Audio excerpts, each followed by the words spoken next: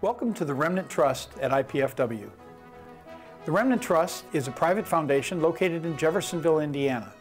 They own over 900 first and early edition significant historical works.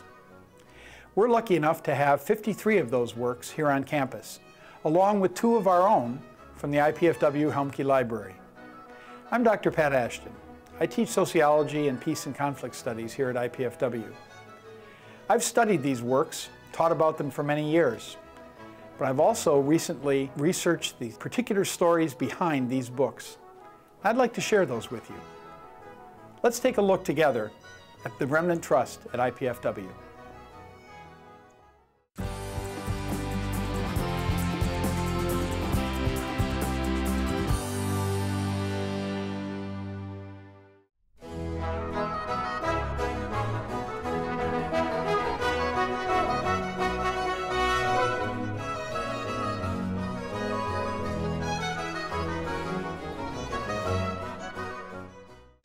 Next we have the Confessions by St. Augustine.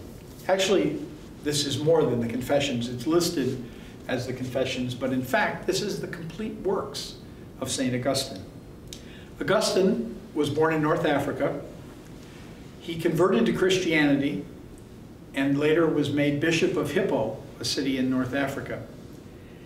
He wrote extensively about his new faith, powerfully defending it, making philosophical arguments in favor of it, and is seen as one of the fathers of the church, of the early Christian, what today would be called Catholic Church. And so in his Confessions in particular, he does something that we see today in modern literature where people write autobiographies that say, "Don't do what I did." So there's a lot of lessons in here that Augustine says, I was a pretty rotten guy in my youth. Don't make the mistakes I did. Be a moral person. And then he gives the theological justification for that. This is the second oldest work we have in the collection after the Book of Enoch. 1491, this was published. And then the third oldest work, tied for the third oldest, is right next to it. And it's interesting that this work is tied with the work of Aristotle that we'll come to later, because this is St. Thomas Aquinas' complete works. St. Thomas Aquinas, the foremost philosopher of the Middle Ages, and certainly the foremost philosopher in the history of the Catholic Church.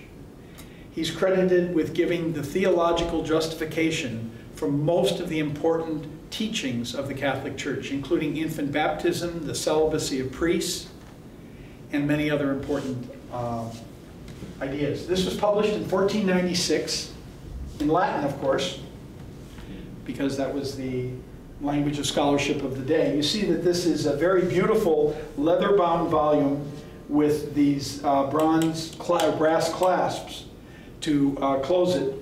Obviously, an important work that was obviously treated with a great deal of reverence over these last 400 and some years. Next we have a work by John Calvin, The Institution of the Christian Religion, published in 1611.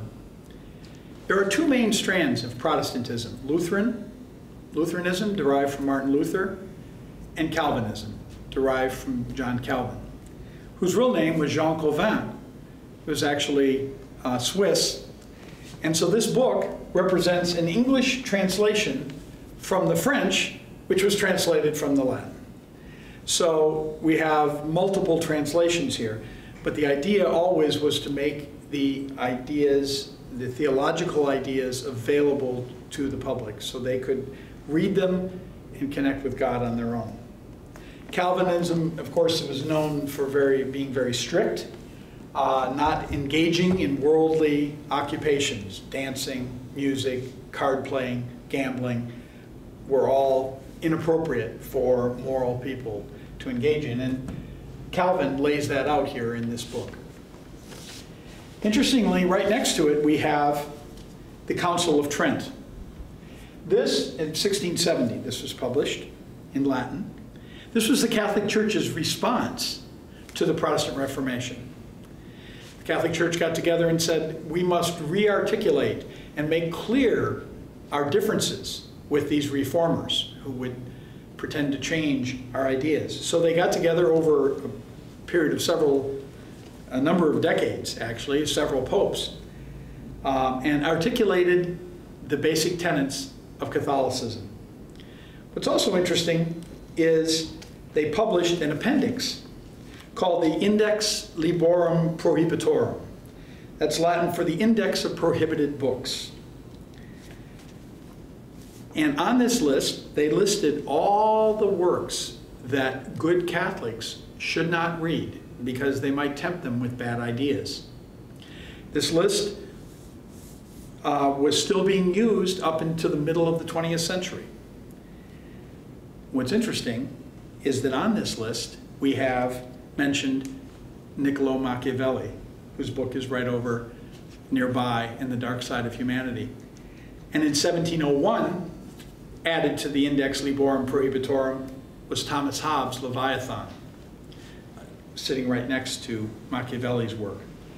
So this was a medieval attempt to control people's access to ideas for fear they would lead them astray. Fortunately, the Catholic Church does not use this index today.